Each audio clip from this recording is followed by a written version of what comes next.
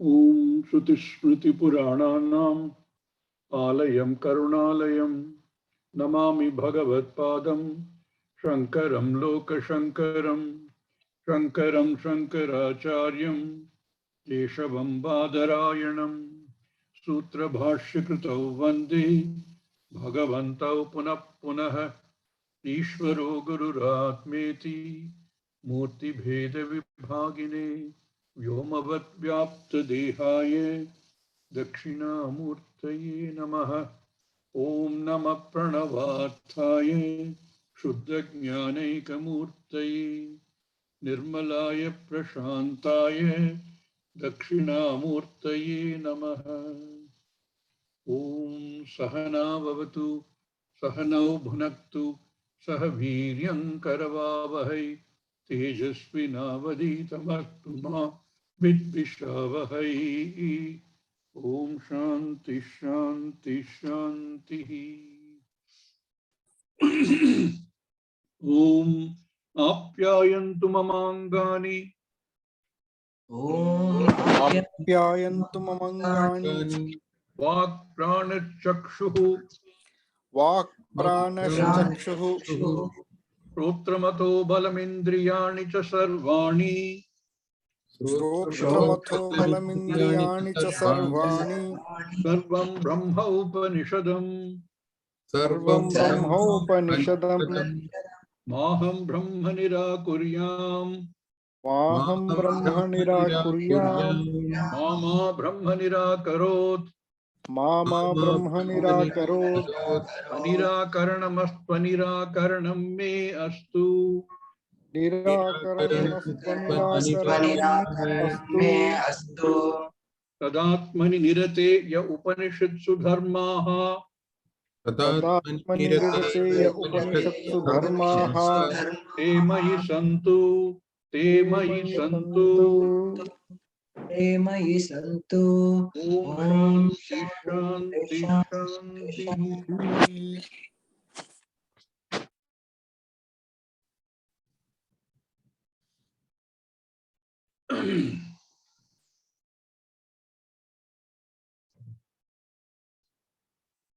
Every way I can think of for knowing Brahman has been shut. The question remains, how do I know Brahman? I set out in my quest to know Brahman. I had Shraddha in the Shastra, which says there is Brahman.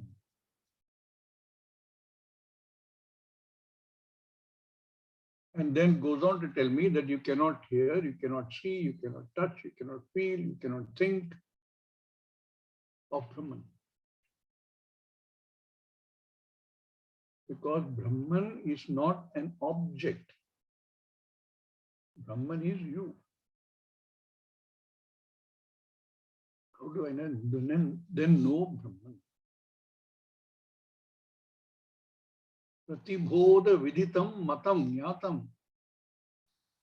Katham adhishtatvena. It is the adhisthana for everything. And that adhisthana has to be I.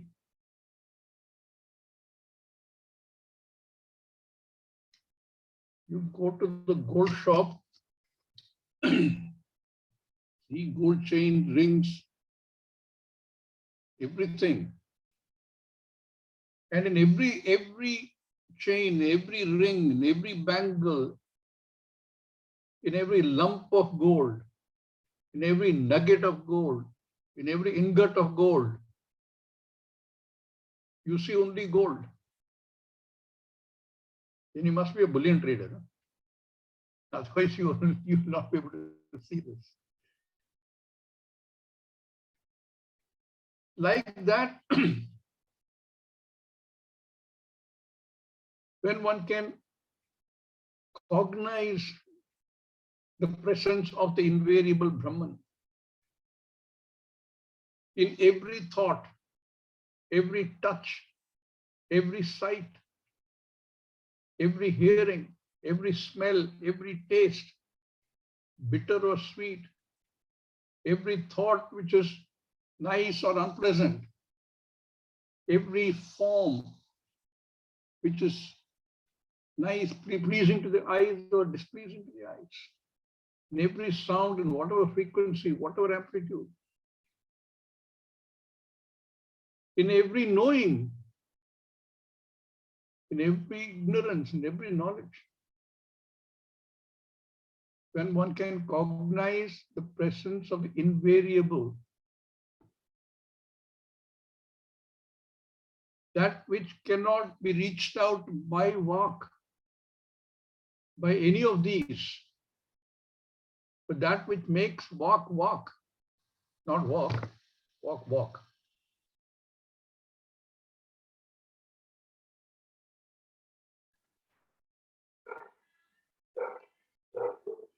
That recognize, that cognize as Brahman, everything else can be reached out by one or other of these. And they all become anatma. For Brahman, therefore, is left. Tat Brahma sa atma. That is you. How do we recognize as Brahman? I know I exist. I don't need Shastra to tell me I exist. But I also know whatever I have understood myself to be is not correct. There is a fallacy. So I need Shastra only to show me the nature of myself, nature of I. I don't need Shastra for anything else. I need eyes to see color and form only for the purpose of being pointed in the right direction, not to seek I. As long as you seek I, as long as you seek Brahman, you'll always be seeking an object. You cannot seek myself. I can clear the misunderstanding about the nature of I. I don't have to go searching for I. There is no other way but to cognize this invariant in every bodha, every thought, every knowledge, every ignorance, in every seeing, hearing, touching, smelling, tasting, feeling, thinking, conceiving, whatever words you want to use. In every one of them, that way invariant, Ishotrasya Shotram, Manaso Manaha.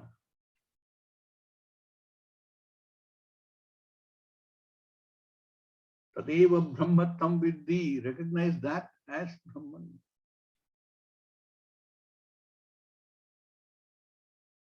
Everything else, including the various devatas you pray to,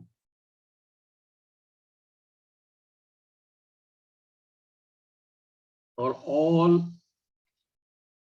anatma. What a statement to make.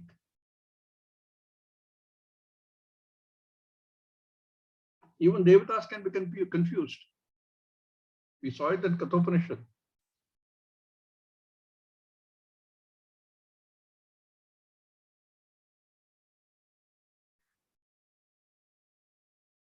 Brahma Jnanam is not something that is going to happen suddenly one day at time T1. If that were to happen, if there was a Jnana Kriya at a point of time in a particular place under particular conditions, then again Brahman becomes an object. Because every cognition has to have an object. So if Brahman has to be recognized at a particular point of time, that Brahman has to be an object different from all other objects. And more importantly, different from I.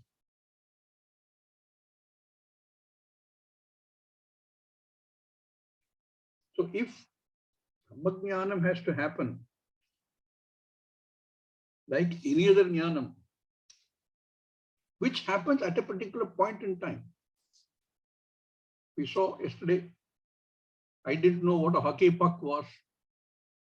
Somebody took me to the ice hockey game and brought one little 4-inch disc and showed me this is a puck, this is how they use it. Jnanam arose.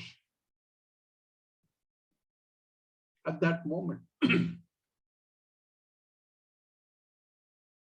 Brahmajnanam is not like that. It is you. The very adhisthana for every jnanam is Brahman.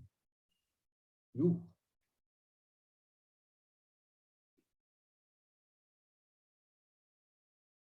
This bodha takes place whether you're sleeping, not sleeping, whether you're waking or dreaming, in waking state or dream state. In the waking state, all your senses are up and about. They interact with the external world, and bodha is constantly taking place. It takes place also in the dream state. Because behind that bodha also is Brahman. Bodham prati. Yat adhisthanatvena Brahman asti. Tadeva Brahma tvam, tadeva tvam. What about sleep?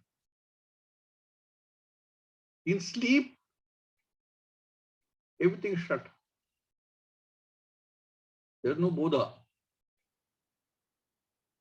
But interestingly, you know that there is no bodha. How do you know there is no bodha? Even no bodha, knowing that is also because of Brahman. Get up in the morning and say, I slept well. Just like in every knowledge you see Brahman, in every ignorance also you see Brahman. I know I am ignorant. How do I know? That is why when Shunyavadi comes and says, there is nothing but Shunya, nothingness, one can ask, how do you know? There has to be something to know that there is nothing. It is not an object. It is that which lights up everything and does not require something else to show it, light it up.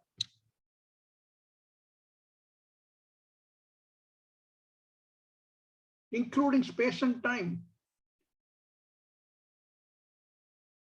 We can conceive of a variety of objects, all within a space-time continuum. Space-time looks absolute. But thank God, we have wonderful example in dream.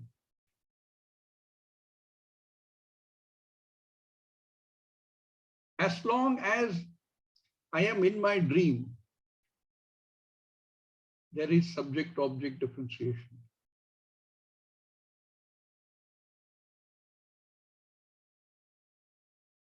As long as I'm in my dream, there is a certain time frame and the space, which is different from my knowledge of time and space in waking. And where did the entire thing come from? Where did all the objects come from? Where did time come from? Where did space come from? Within the dream prapancham. Only from the dreamer.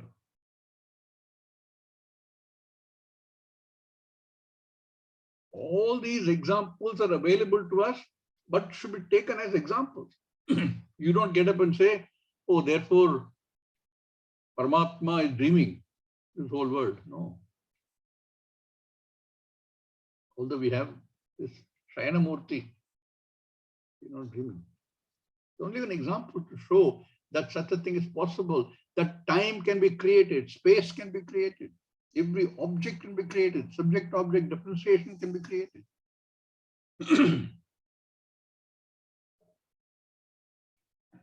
When we see this in front of us, an example, then that becomes something we can understand.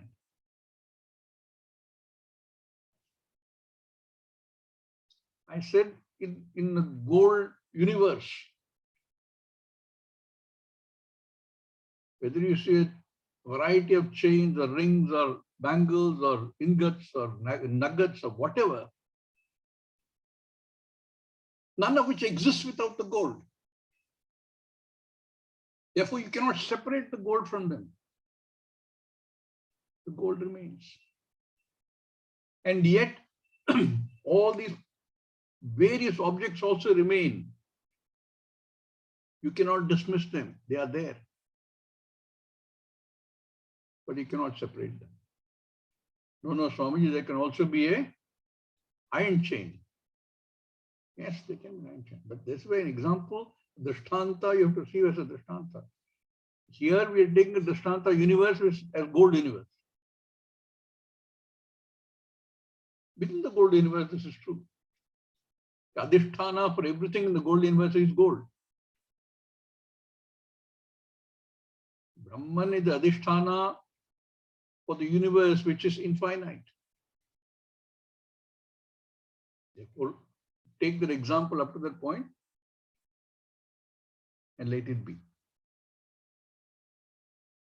Similarly, Swapna Prapancham, the whole Swapna Prapancham is created. And in the Swapna, we have all these notions that we have in the waking state also. I am a mortal. I am subject to pain. I am subject to grief. Is a notion. But after that couple of minutes of swapna, one goes into deep sleep.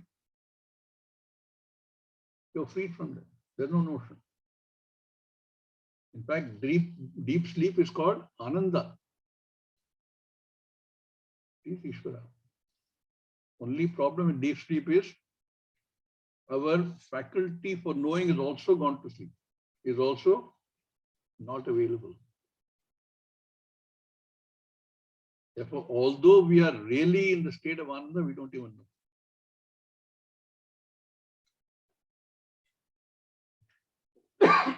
On that infinite Brahman, we have to superimpose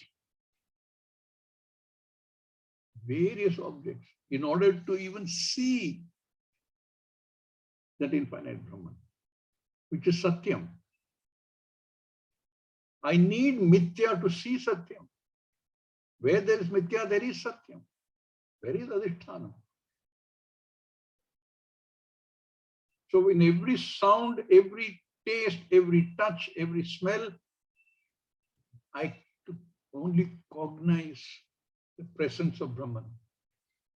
And that presence of Brahman I have to see as I.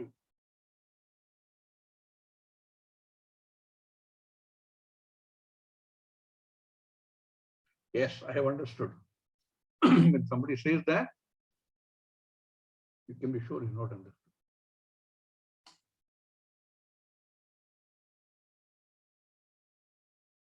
Brahman is awareness that pervades everything. Therefore, I have my awareness. He has his awareness. But there's no Brahman in that stone because there's no awareness. Hey, you are aware of the stone, no? There are not many awareness such as, I don't think it would even exist. There can only be one awareness, like space. You can enclose space in a container and say this is container space. But that's only superposition. There cannot be separate container space and the pot space.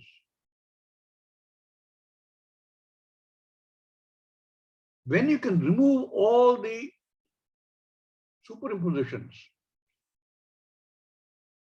every bodha has an object. What separates one bodha from another bodha is the object, which itself is a superimposition. Behind that bodha, that invariant bodha that exists, without which this bodha is not possible, that doesn't change. Therefore, shrotrasya shrotram, manaso manoyatu, chakshusa chakshuhu, everything. For objects, we have a pramana to operate. Form and color, we need eyes as a pramana. That form and color become prameya, object of the pramana. Every pramana has its own field of operation and its own objects.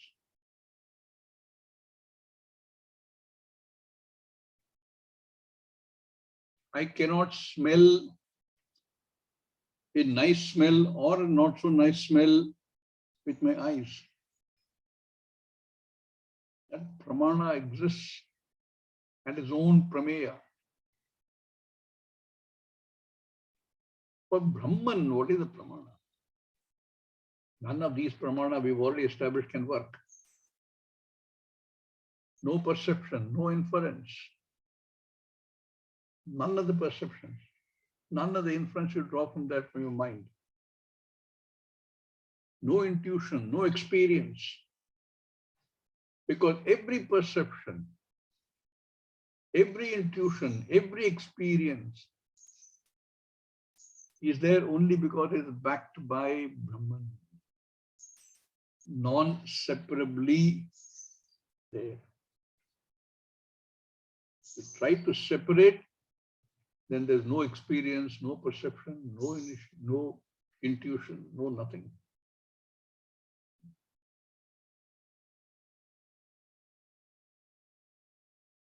Without separating, I have to cognize this. That is why that mithya, which is everything other than the satyam, ekameva advitiya satyam, has to be understood. Not as something which can be separated and discarded. It exists, it is, but it exists not independently. And where there is satyam, mithya, therefore there has to be satyam. One has to recognize that satyam. Bodham bodham prati viditam matam. It always was, it is, it always will be. You don't need a special jnana shakti, jnana kriya.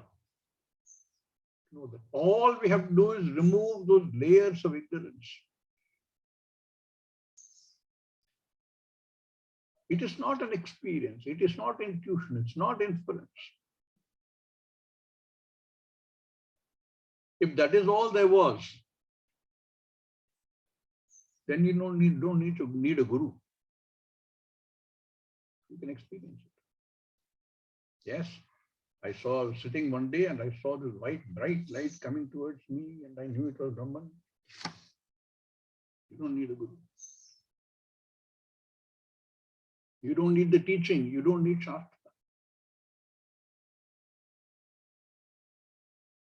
That Brahma, that invariant, not constrained or limited by time, not constrained by space, not constrained by any vastu.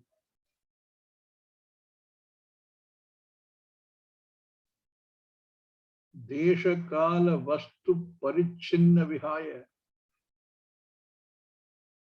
without any limitation. That by which I say I can say I know. That by which I can say I don't know. All the same. To say I know Brahman would indicate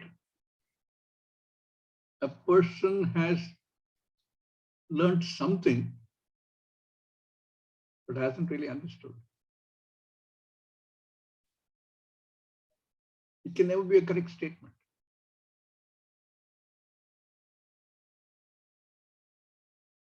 Therefore, I know Brahman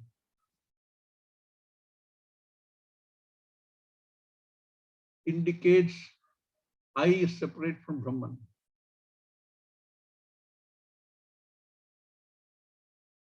I is separate from Brahman, Brahman becomes an object again.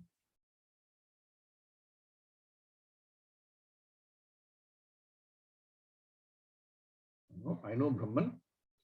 This is not this body, but this is a Sukshma Sharira. My Brahman, different from somebody else's Brahman. Or my soul, my Atma, which has to merge with the Superatma.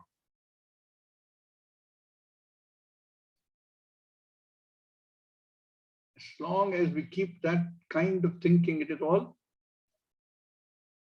creates an object of Brahman. That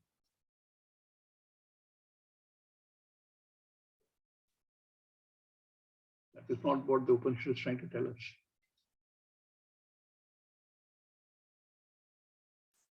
And if somebody says,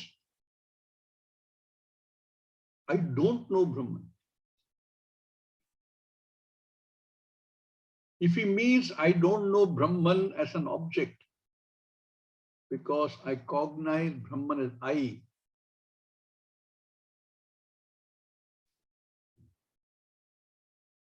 Guru Upadesha, Shastra Vakyam makes it clear for me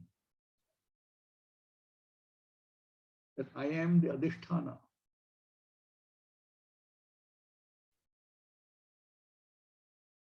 Then the person is Jivan Mukta, Jnani. But the bulk of people who will say, I don't know Brahman, have absolutely no idea. Will include most people in the world.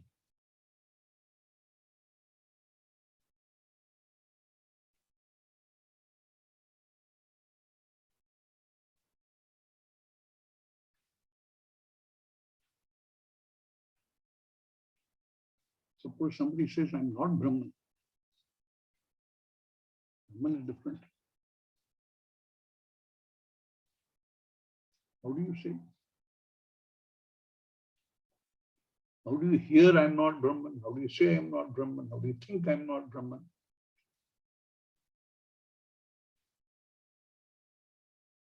Shrotasya Shrotram, Vachoha Vacham, Manaso Manoyat. That Brahman is I. Nobody can deny that. Because everything else becomes non-I, mithya, including this body, this mind, this antakaranani. Any notion, any idea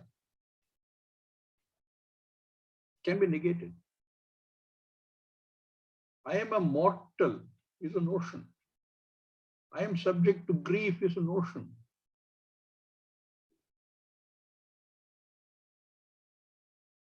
When one understands that this is a notion, this is not I.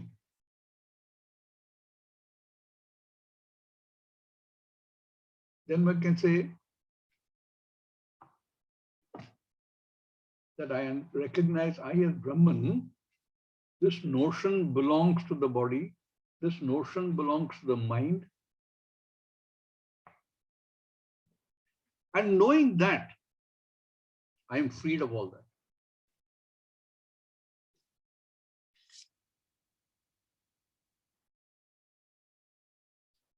My knowledge is covered.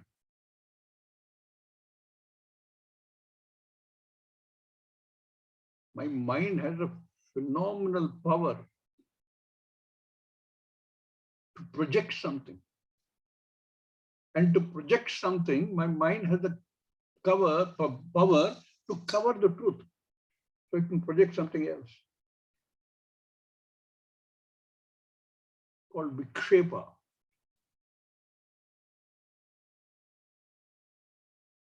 By covering the truth, you project something else, which is what we do all the time.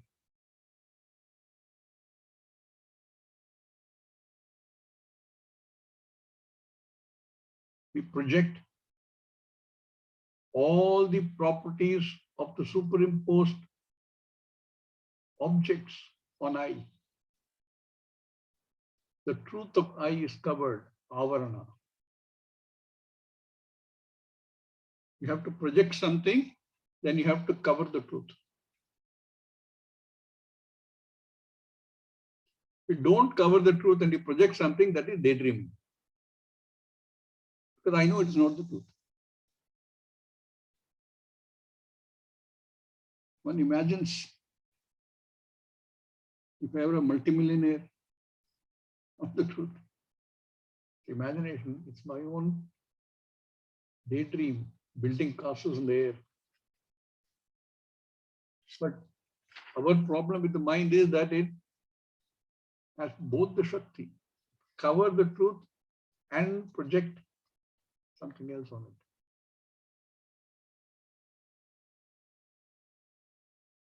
It all looks so easy. All I have to do is cognize in every bodha the truth behind that, the satyam behind that. And it's so logical, so obvious. And yet, why is it that not everybody knows? Shastra recognizes that not everybody knows.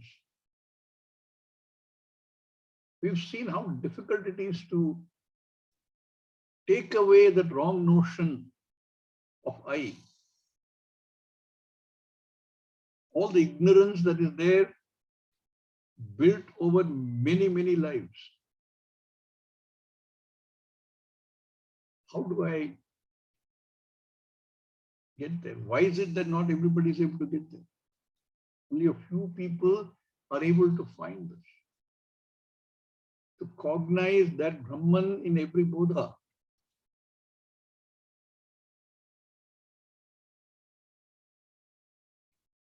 Atmana vindate viryam. Shankaracharya interprets in two ways. Atmana vindate viryam. Atmana can be by one's own self-effort. Vindate viryam. Viryam in this case means samarthyam.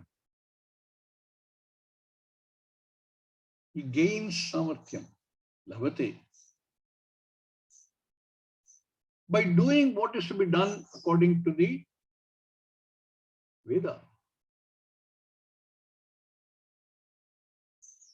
By doing all the karma by my own effort. And that will not happen unless there is Shraddha. By doing all of that as prescribed, because I have Shraddha in the Shastra, I gain that viryam, that samarthyam. So one purpose of all the nitya naimittika karma is to try and develop that adhikaritvam. One way of looking at it. Atmana vindate viryam. Another interpretation that Bhashyakara gives how do you cognize this? What is the instrument we have available to recognize in every bodha that Brahman, that I? Only in the mind. Now, if the mind is cluttered, clouded, there's no way you're going to ever understand. One has to clear the mind. And what is clearing the mind? Mostly it is removing the pressures brought on the mind by Ragadvesha.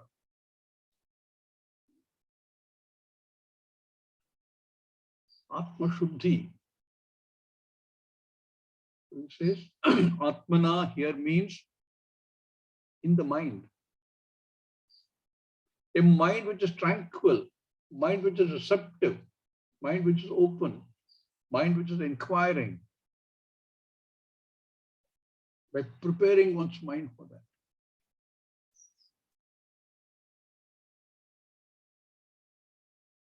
And by preparing one's mind means first getting the mind into a tranquil state. And step by step remove the layers of ignorance.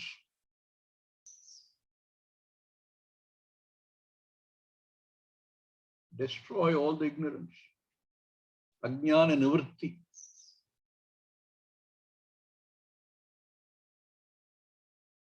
Whichever interpretation you take, preparing oneself, gaining the adhikaritvam. And now the answer is there. Why is it that most people can't see it? If it is so clear, so obvious, they don't put in the effort to clear their mind. And the root cause for that is lack of Shraddha. I am convinced that I have to only live this life to enjoy what I get, because I don't know what happens after this. I don't have Shraddha. With Shraddha, when one studies these, that effort is also an effort. Study what this way the Shastras say. Then what happens? If one is well prepared, one has gained sufficient punya to have access to the knowledge in the Shastra, to have access to a guru who can unfold it for you. Vidyaya amritatvam labhate.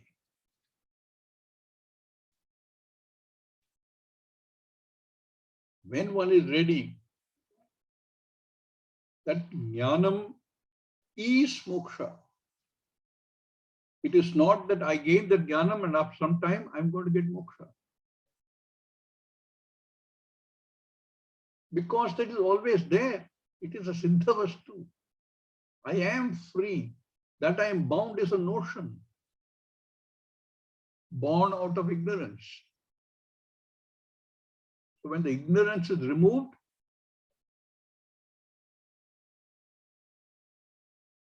then clarity emerges.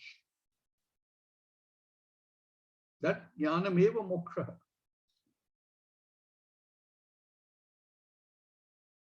Then pratibodha viditam matam. It's very clear what is behind every bodha. Bhagavad Gita gives us a wonderful method of preparing ourselves. Karma yoga. Get ready. Continue to do what you're doing as a yoga.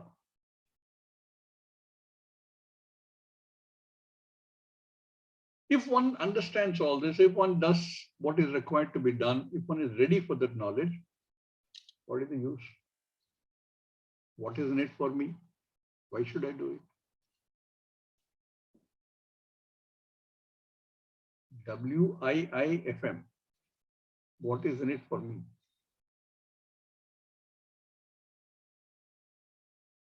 What is the gain? I will do nothing unless I can see a gain for myself.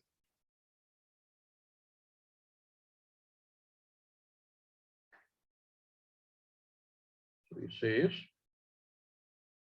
Iha chet avedita atha satyamasti. There is meaning in life. There's purpose in life. Iha chet avedita. If one recognizes this, the gain is here and now. Because jnanameva mokṣa. Not that you have a soul and after you die, the soul goes to infinite heaven, eternal heaven. There's no going anywhere. You're already a mukta purusha. In this janma, in this life, in this body, at this time. That jnanameva moksha. How can you say I'll get jnanam at a particular time? Time itself is a karya. Time is created.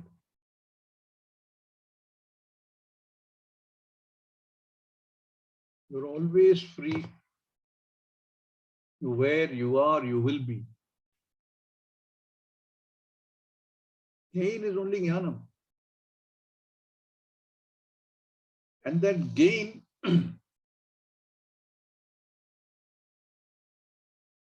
is only no loss because you're already there. Your gain is there already. You are Amrita. Only recognizing that. So if that is not recognized, iha chet avedita atha satyamasti na chet, we don't recognize that. Mahati vinashti. The loss is infinite. Huge loss.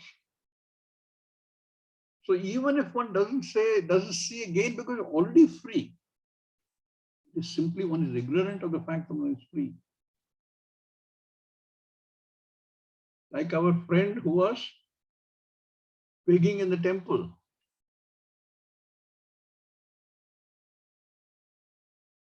He didn't know he was a prince. As long as he doesn't know, he has to struggle for every meal. He has to get whatever he gets and eat whatever he gets. And look at everybody else and say, see, that guy is eating so many nice things.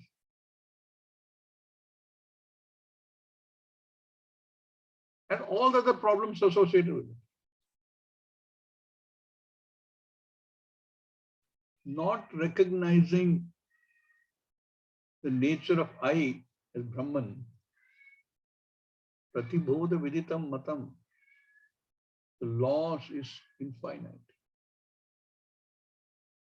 And this will continue infinitely in time.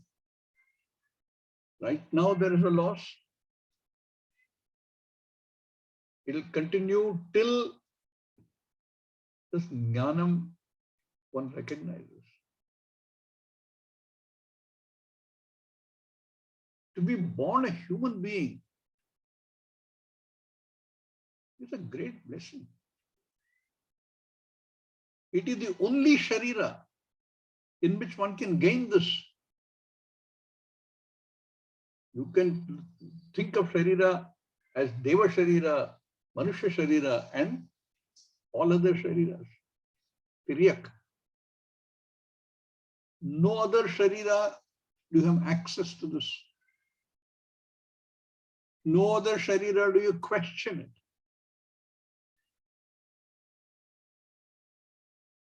Such a sharira which is durlabham, it's not easy to gain.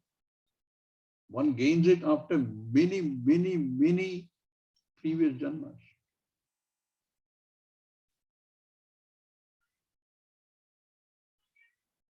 One cannot even say, I don't care. You already explained, Swami Ji, that I'm already free. So why should I do anything? It's like a person telling me, maybe I want to be unhappy.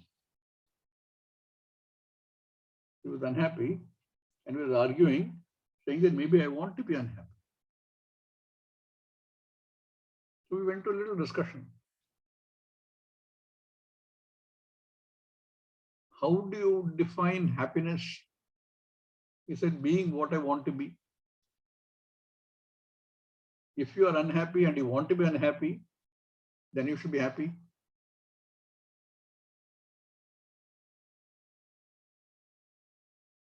Not possible. One cannot say, I don't care.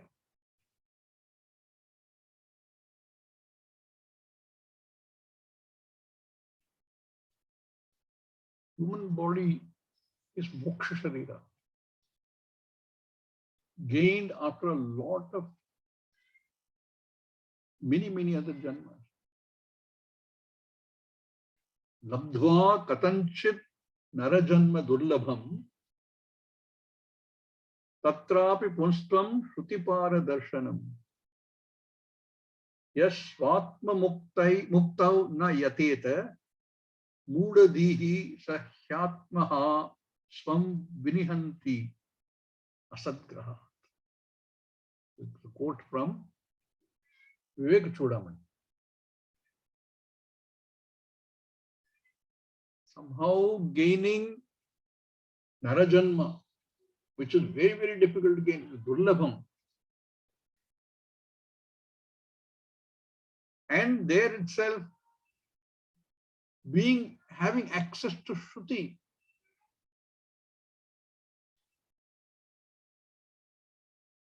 the person who makes no effort for freeing oneself. Swatma muktauna yateta. One who makes no effort to gain that liberation, freedom.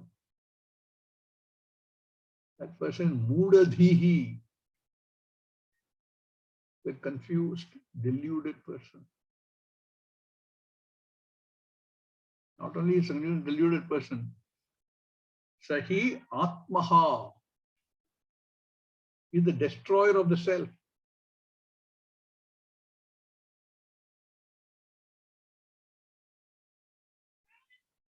And destroyed himself. From vinihanti. All because asadgrahat, hanging on to wrong things, not the satyam.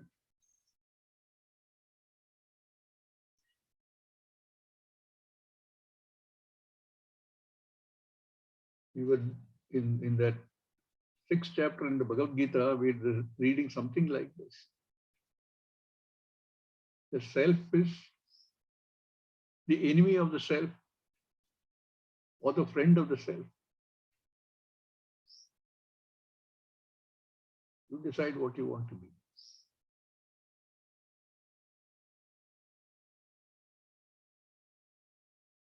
Either one can make the effort to gain this liberation, this freedom, by understanding the truth, by cognizing Pratibodha Viditam Matam.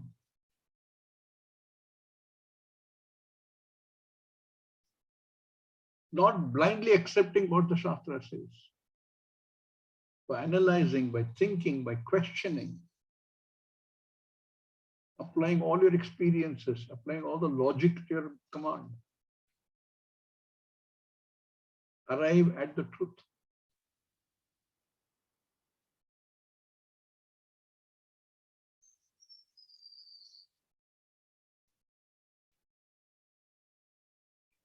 Till one is in the grip of asat, one will always be stuck.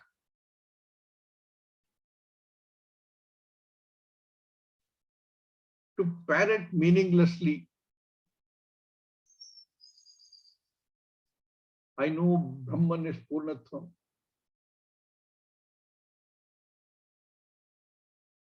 Because I read it somewhere.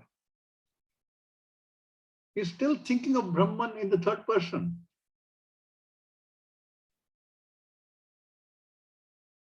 Brahman is the adhishthanam for everything.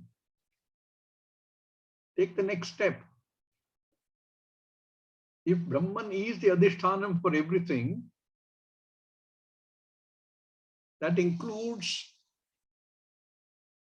your own body, mind, sense complex.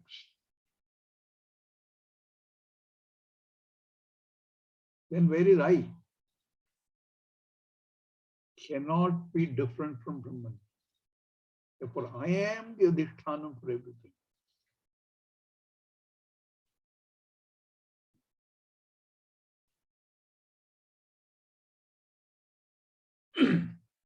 As a human being, one doesn't actually choose moksha. You really don't have a choice. As long as ajnanam is there, one has a lot of choices. But as one matures and one evolves, it becomes what Swami G calls a choiceless choice.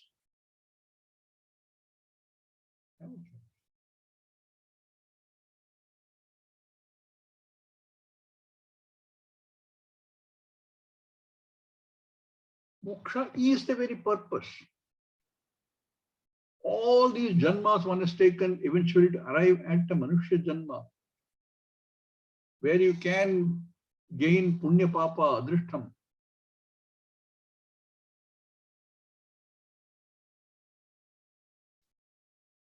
If one doesn't use that,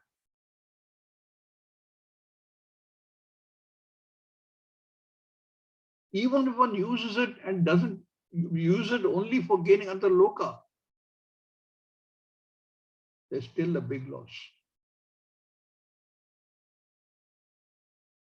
I work to gain another loka, Svargaloka. I go to Svargaloka. That's my entire aim for my life.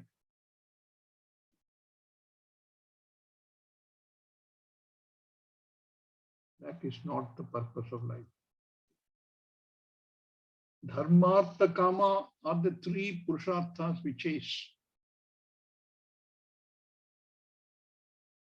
All of them are limited, including Dharma.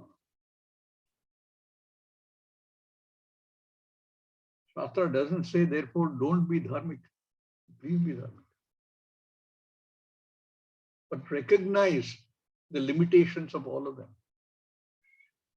including gaining other lokas. None of them is going to get us to what the real purpose of life is, which is moksha, liberation, freedom from all that troubles one. Yachet avedita ata satyam asti nachet mahati vinashtihi. And the gain is right here and now. Bhuteshu bhuteshu vichitya dhiraha pretyasma loka damata bhavanti. Dhiraha, dhira purushaha, jnani. He who sees bhuteshu bhuteshu, in every bhuta, the truth, Brahman, I,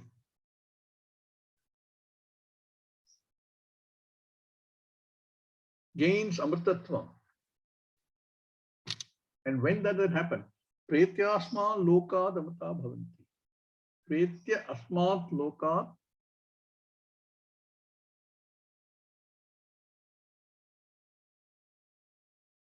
Loka here means lokyate anena, in which one experiences, therefore the sharira, which we have taken to experience our punya papa karma phalas, the sthula sukshma sharira, freed of the abhimana of the sthula sukshma sharira, because I see, I recognize, I cognize the nature of Brahman, I. Therefore, the body-mind sense complex, both the sthula sharira and the sukshma sharira are seen, are recognized as being mithya, cannot be I.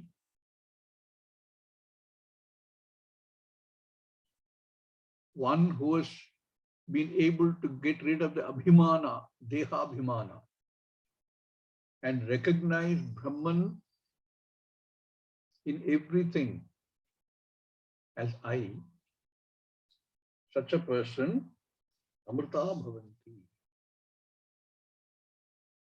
There is no mrityu. Mrityu is associated with the body. Mrityu belongs to the body. Once one has detached oneself cognitively from the body, that abhimana is not there anymore. How can I get rid of the dehabhimana? I have to interact with the world. Yes, the body has to interact with the world. To that extent, you have an ego, which is necessary, an antakarana. But you're seeing it as sakshi, sakshitvena. I don't identify I with that for any purpose other than simple laukika vyavahara.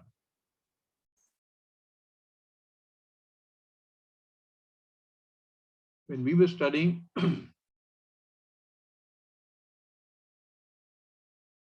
Swami Ji made no distinction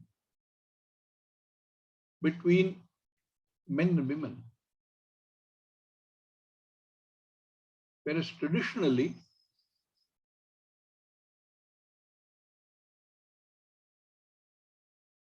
all teaching is done. In fact, some places they will not teach women.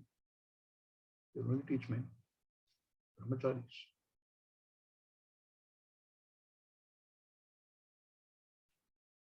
All that is because the abhimana is still there, very strong. The abhimana is there. Swamiji said, you've come here to shed the dehabhimana, to understand the truth. Stop looking at the body as this body and that body.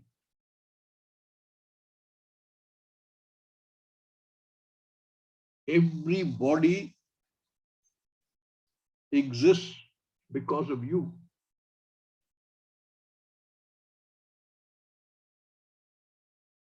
You are the Jagat Karanam. And every body is part of the Jagat. You sustain this Jagat. And into you the entire Jagat resolves. That Brahman, Tat Brahma Aham. Recognize yourself as that Brahman.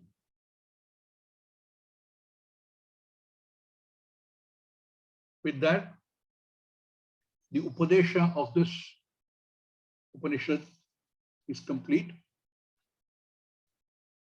We will look at the third and fourth chapters in the further classes. But this is enough to think,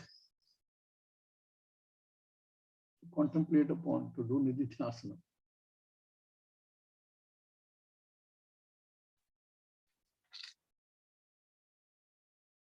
Next week, I was thinking one class will allow just for question answers in the first two chapters. If you have any specific thoughts, questions, doubts, please pass them on to Surya or Anand. They will compile them and we'll try to address them in the next class. Om Purnamada Purnamidam Purnat Purnamudachyate Purnasya Purnamadhaya Purnameva Vashishyate Om Shanti Shanti Shanti. Harihi Om. Shri Gurubhyo Namaha. Harihi Om.